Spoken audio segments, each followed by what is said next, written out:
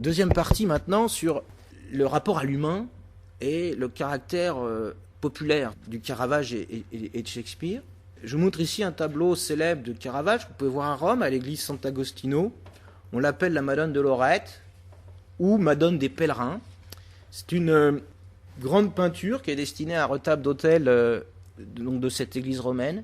Et c'est un tableau qui, à ce que nous disent les contemporains, lorsqu'il a été installé à Rome en 1605, a été l'objet d'un immense vacarme populaire. Alors c'est la traduction en italien, enfin française qu'on donne du terme italien. Je ne sais plus le terme exact en italien, mais le terme est un peu ambigu, parce que vacarme peut être interprété comme quelque chose d'assez positif, en disant que voilà, il y a eu beaucoup de bruit qui s'est fait autour du tableau. Mais le vacarme, a priori, c'est l'analyse dominante, a été plutôt négative, c'est-à-dire que les gens du peuple se sont émus du fait que le Caravage ait représenté dans ce tableau une Vierge Marie qui était une paysanne, sans doute une maîtresse du Caravage à l'époque, et puis qu'il ait représenté des paysans, on ne peut moins idéalisés, dans la partie droite, qui viennent honorer la Vierge. Le tableau, on l'appelle Notre-Dame de Lorette, ou la Madone de Lorette. C'est une légende qui a eu un succès populaire très fort à cette époque. Légende qui veut que la maison de la Vierge à Lorette, la maison de la Vierge plutôt en Palestine, a été transportée par des anges, et qu'ils ont déplacé la maison, et ils l'ont ensuite réinstallée à Lorette en Italie. Et du coup, évidemment, vous imaginez le miracle, là, c'est plus du miracle, c'est du fantastique. Et alors, ce qui est fascinant, c'est que de cet épisode littéralement fantastique, on connaît pas mal de tableaux sur ce sujet qui vous représentent les anges en train de porter la maison de la Vierge, dans une peinture Renaissance du siècle précédent.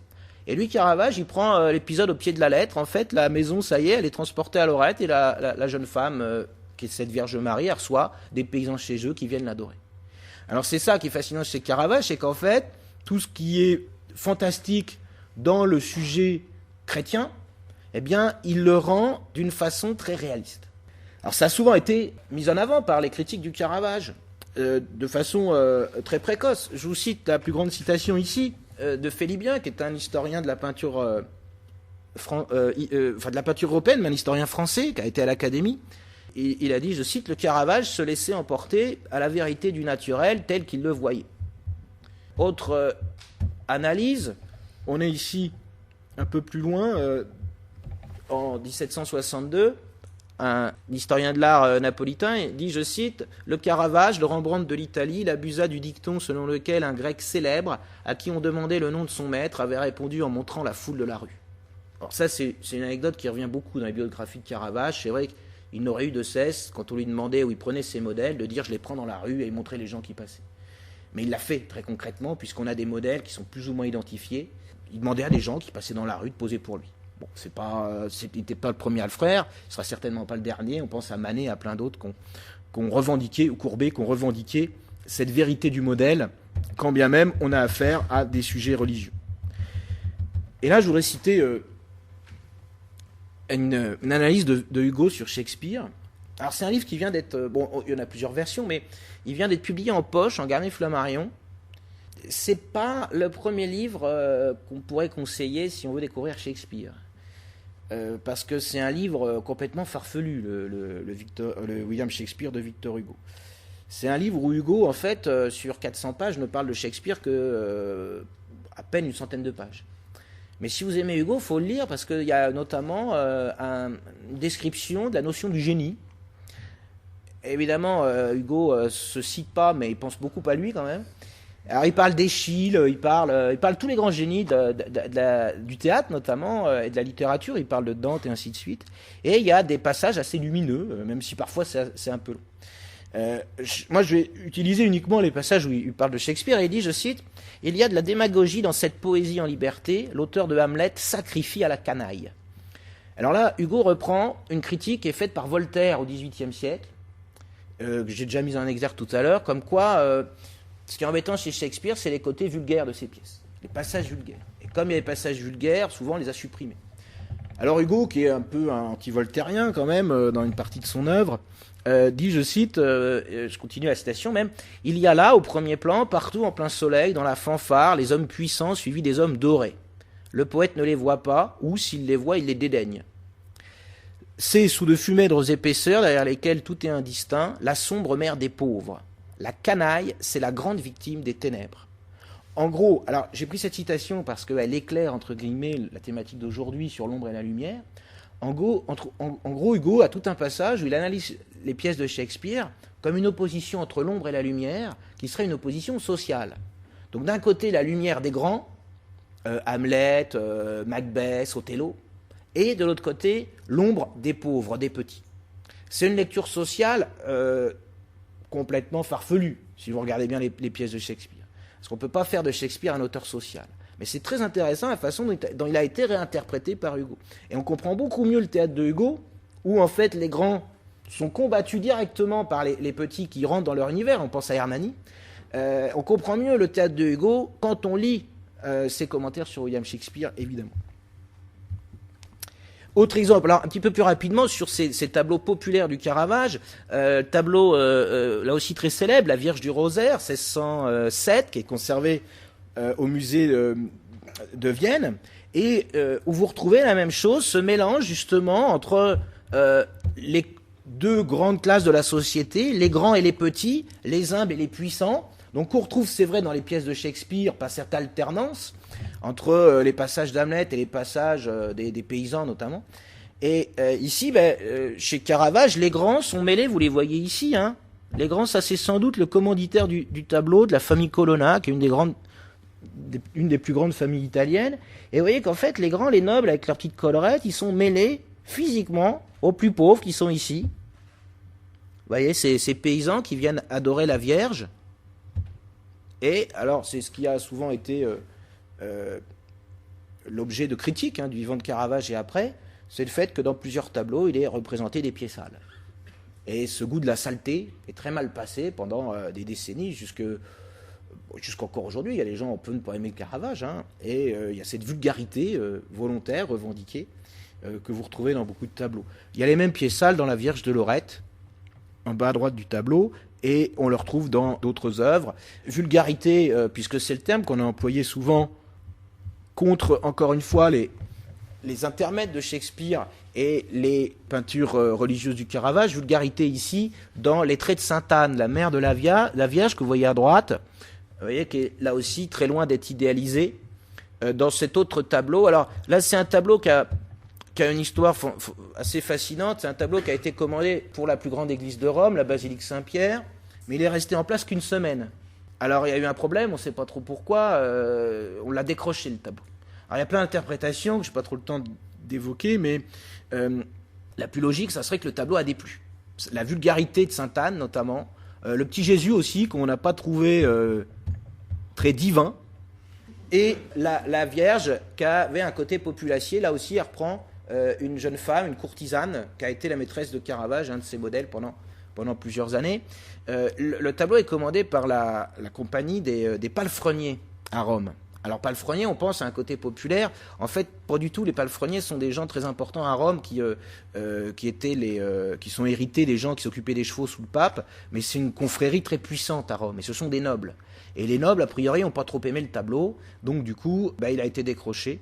Mais il a fini dans la collection Borghese, la collection du cardinal Borghese, qui a laissé une villa que vous pouvez voir à Rome, qui est un des endroits les plus fantastiques de Rome. Alors on se demande si finalement il n'y a pas eu des combines du cardinal Borghese pour faire retirer le tableau. Parce qu'il l'a acheté finalement à moitié prix que le prix de Caravage l'avait vendu. Et donc il y a une autre interprétation possible. Le fait est que ce tableau avait une vulgarité qui déplaisait. Je vous montre ici un petit trio de vieilles femmes qui font partie de 3 tableaux différents du Caravage. Et je vous cite une des critiques les plus virulentes contre ce goût du vulgaire, celle de Bellori, en 1672, qui est le premier écrivain italien à consacrer une grande bio à Caravage. Et il dit, je cite, « Leurs costumes ne sont que des chausses, des braies et de gros bérets. » Et quand alors, il met « il » au pluriel, il parle des peintres qui ont suivi le Caravage. Quand ils copient le corps, toute leur attention se porte sur les rides et autres défauts de la peau. Alors évidemment, ça fait partie, c'est vrai, de cette spécificité de la peinture du Caravage. Ce goût du commun ou du vulgaire, vous le retrouvez dans différentes scènes religieuses.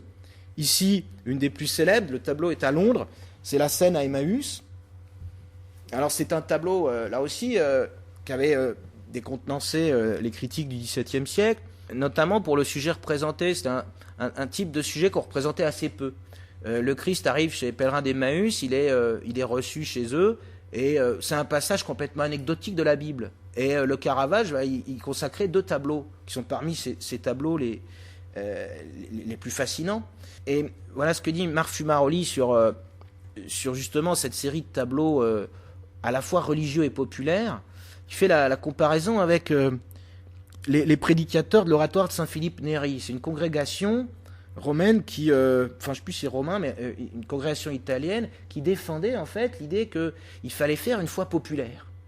Et c'est pour ça que Caravage en fait a marqué la peinture de son temps. C'est que la peinture qu'il a proposée répondait à une demande à la fois religieuse et sociale.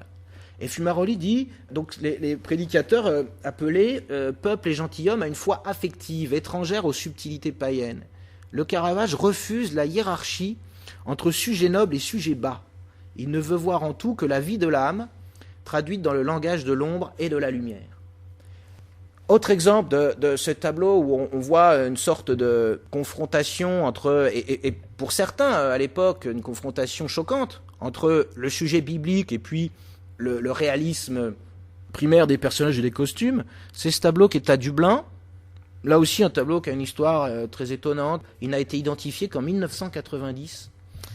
Il a traîné dans un couvent de Dublin pendant plus d'un siècle sans être identifié comme l'original du Caravage. Et j'en reviens à Bellori qui en parlant toujours de cette série de tableaux autour de 1600, dit, je cite, les suiveurs de Caravage se vouèrent, à cause de lui, aux demi-figures, peu en usage jusque-là. Alors commença l'imitation des choses viles, la recherche de la saleté et des difformités que certains continuent à pratiquer. S'ils doivent peindre une armure, ils choisissent la plus rouillée. J'ai pris volontairement, Bellori est assez méchant, parce que c'est quand même une armure qui est en état de fonctionnement, comme vous le voyez ici. Ce qui est assez fascinant sur le tableau en lui-même, c'est le cadrage, le point de vue. Le tableau est dans son ensemble ici. C'est un tableau qui est grandeur nature pour les personnages. Donc il fait à peu près 1 mètre de hauteur. Et quand vous êtes en face de lui, vous avez l'impression d'être en face des personnages coupés au niveau du ventre ou du nombril. Donc il y a un cadrage très théâtral chez le Caravage, et c'est là aussi où sa théâtralité, elle est picturale. Il y aurait beaucoup de choses à dire sur ce tableau, dans le fait notamment qu'il a cumulé 3 épisodes ici, l'arrestation du Christ, la trahison de Judas, c'est pas le baiser de Judas, mais c'est la trahison de Judas, et la fuite des apôtres. C'est Saint Jean qui s'en va ici en criant. Et puis il ajoute un personnage qui a un petit côté assez particulier, vous voyez le bonhomme qui est là, qui porte une lanterne, eh bien c'est un autoportrait du Caravage. Alors là, les interprétations sont allées très loin. On pense que le Caravage s'est immiscé dans le groupe avec sa lumière, et ça ferait référence à Diogène, ce philosophe de l'Antiquité, qui disait « chercher Dieu avec sa lumière ». Là aussi, il y aurait beaucoup à dire sur le fait, et je pense qu'il y a un vrai parallèle à faire entre Shakespeare et Caravage, c'est qu'il y a souvent 2 lectures qu'on peut faire de leur œuvre. C'est des œuvres qui peuvent être lues comme ça, reçues, de façon très primaire, très directe. Mais si vous creusez, c'est bourré, c'est truffé de références culturelles, religieuses, intellectuelles, notamment des références à l'alchimie. On pourrait faire peut-être une séance, enfin ça m'aurait un travail personnel immense, mais on pourrait faire une séance sur le rapport à l'alchimie dans cette époque-là. Il y a eu une exposition d'ailleurs au musée de Düsseldorf qui montrait l'importance de l'alchimie, c'est les créateurs autour de 1600, une exposition qui a eu lieu cet été, et Shakespeare et Caravage étaient très férus d'alchimie, donc il y a des messages codés aussi dans leurs œuvres respectives, et ils étaient férus d'astrologie également. Et puis je termine cette section sur le réalisme ou la vulgarité, et qui va nous amener vers les scènes les plus dures du Caravage pour conclure sur l'ombre et la lumière. Ici, je vous montre une des femmes qui a été un modèle clé pour le Caravage. J'ai oublié son nom, mais c'est une femme bien référencée. C'était une des plus grandes courtisanes de Rome. Le Caravage l'a eu pour maîtresse un petit moment, et elle lui a servi de modèle. On l'a identifié, parce que c'est clair, quand vous mettez les portraits les uns à côté des autres, c'est patent. On l'a identifié donc sur plusieurs toiles clés, et cette jeune femme sert de modèle pour un tableau fondamental dans l'œuvre du Caravage, c'est la Judith et Holoferne. tableau qui est conservé à Rome. Vous retrouvez la Vieille Femme que je vous ai montré tout à l'heure en détail. Et vous y voyez Judith en train de mettre à mort Holoferne, sans pitié. Là aussi, il y a une grande théâtralité dans le tableau. L'éclairage, complètement surnaturel. Le rideau à l'arrière-plan. Chaque toile de Caravage pourrait être lue comme ça, comme une scène de théâtre. Mais l'idée, c'est de dégager une grande perspective dans cette séance d'aujourd'hui. Tableau tout aussi violent, tableau de meurtre, tableau sanguinaire. C'est ce tableau qui pose beaucoup de problèmes sur l'interprétation et sur la datation. Le tableau de gauche, donc, qui est un David avec la tête de Goliath. C'est un tableau qui est daté parfois de 1606 et qui est daté parfois de 1609-1610, c'est-à-dire soit le moment du crime du Caravage, soit juste avant sa mort. Le fait est que sur l'épée, ici, il y a une inscription qu'on a du mal à déchiffrer en entier, mais il reste les lettres ici, H-A-S-O-S. Et alors, la plus grande érudition est demandée pour décrypter ce message codé, et l'interprétation qui domine, il y en a plusieurs, mais celle qui domine, c'est que, en gros, il faudrait y lire Humilitas auxidit superbiam, et les latinistes auront traduit, j'ai cherché pour tout vous dire, et si on traduit, c'est l'humilité tue l'orgueil. Et c'est une phrase célèbre de saint Augustin, grand penseur du christianisme médiéval, qui devient un penseur fondamental dans cet épisode des années 1600 de la contre-réforme, c'est-à-dire une sorte de contre-attaque catholique contre le protestantisme. Le Caravage, en fait, ici, s'humilie.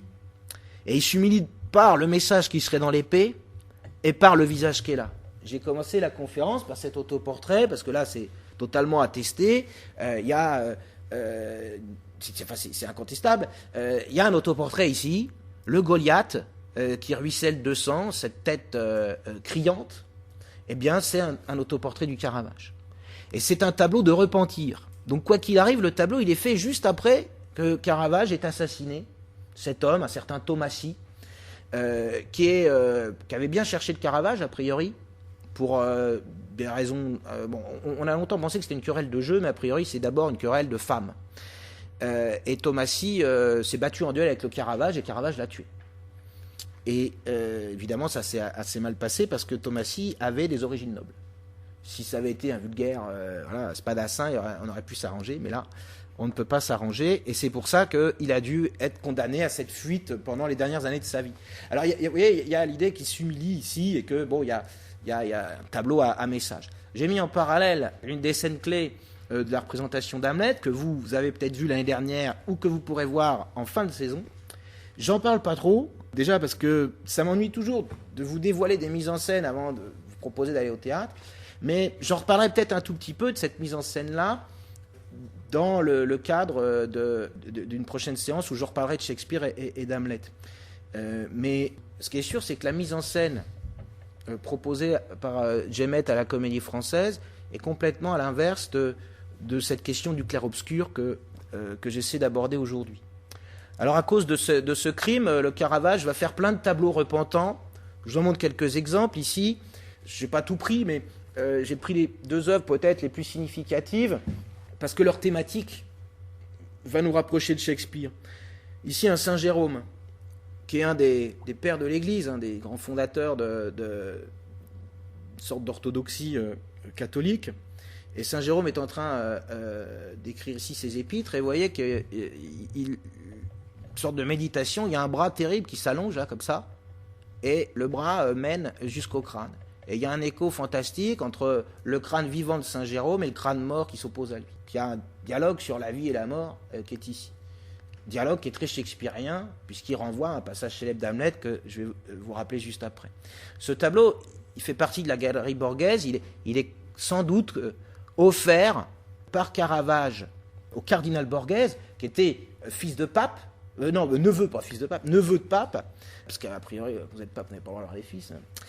Même s'il y en a eu, mais enfin bon, il était le neveu, le cardinal Borghese, était neveu du pape Paul V, et il a beaucoup joué dans la protection du Caravage. Il a cherché à récolter plein d'œuvres du Caravage, et il a réussi d'ailleurs.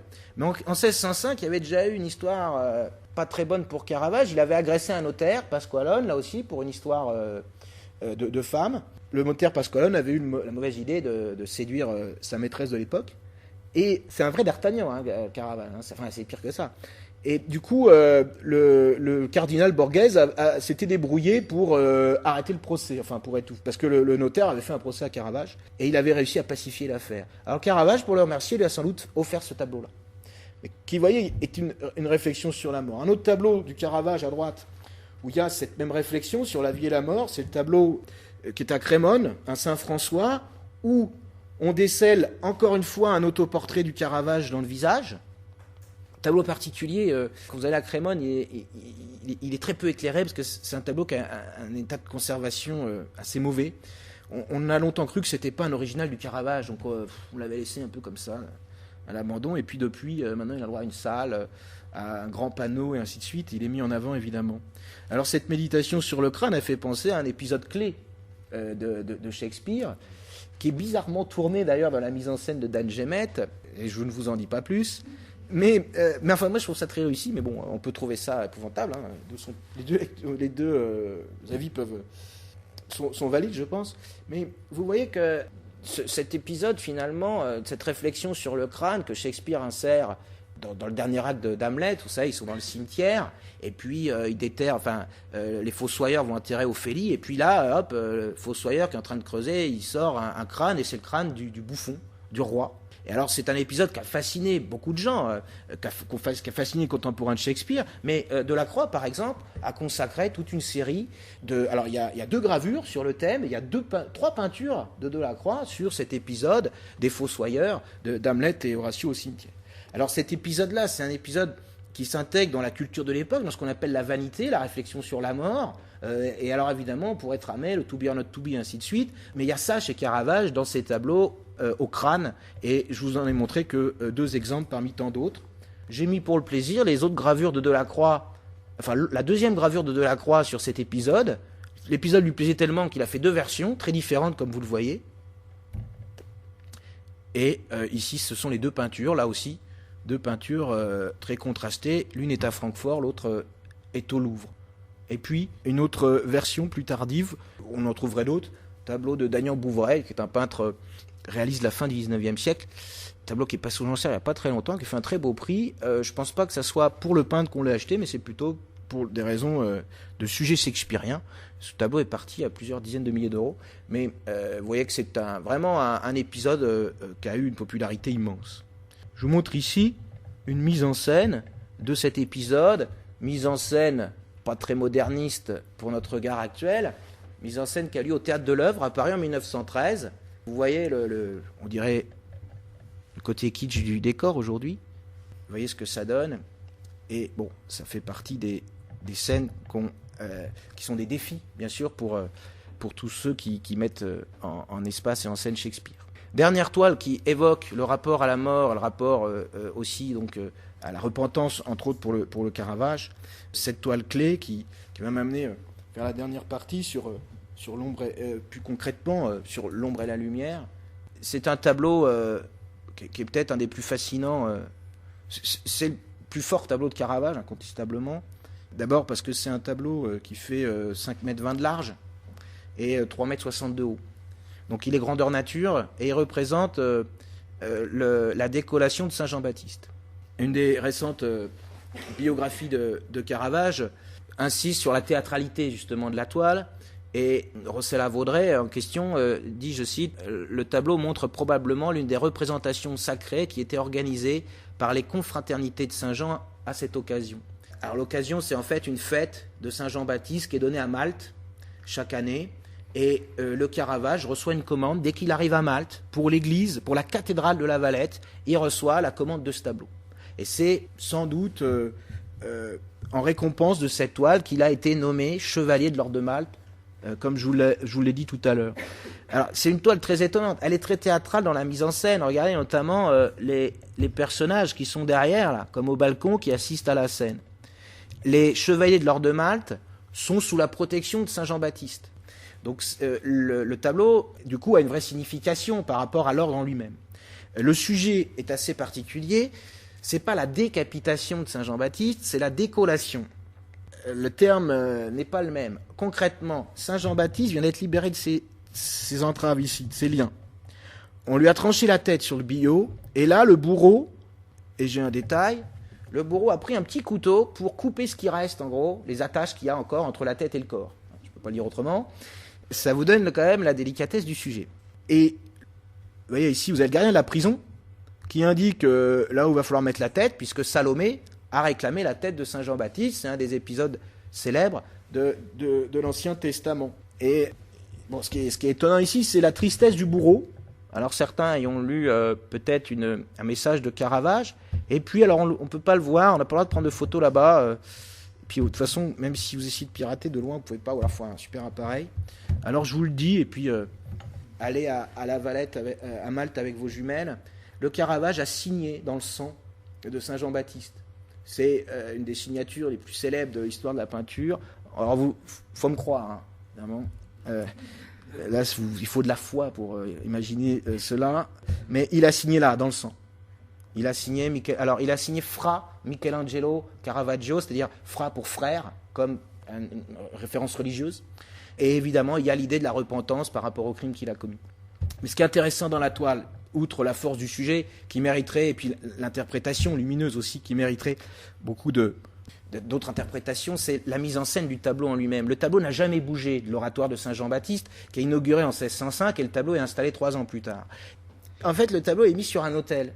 Et vous voyez que l'autel, il est comme sur une scène de théâtre. Et en plus, il y a une distance qui se crée entre le spectateur et la scène en elle-même. Ce qui est fascinant, c'est comme le tableau est de dimension humaine, on a l'impression que c'est des gens de taille humaine, c'est des acteurs vivants qui sont sur le tableau. Et quand vous reculez, voilà ce que ça donne. Vous voyez, il y a vraiment une mise en scène du tableau, alors qui est renforcée aussi par les décors morbides qu'il y a sur les côtés, vous voyez, qui sont postérieurs à la toile du Caravage, un petit squelette d'un côté sur une pierre tombale, et puis la tête de Saint Jean-Baptiste dans une petite cloche rococo. Donc ça vous met mieux dans l'ambiance, et voilà la chapelle dans son ensemble. Donc quand vous arrivez, vous êtes face à une sorte de tableau mis en scène, et c'est ça la théâtralité du Caravage. Il y aurait beaucoup à dire sur la théâtralité de sa peinture, mais je veux terminer en me recentrant sur le clair-obscur et en cherchant une lecture à la fois chez Caravage et Shakespeare. Mais j'aurais pu prendre beaucoup d'autres exemples. Je pense ici par exemple à ces 2 toiles qui sont... des 2 toiles qu'il a conçues en parallèle et qu'il a refaites parce qu'il n'était pas content.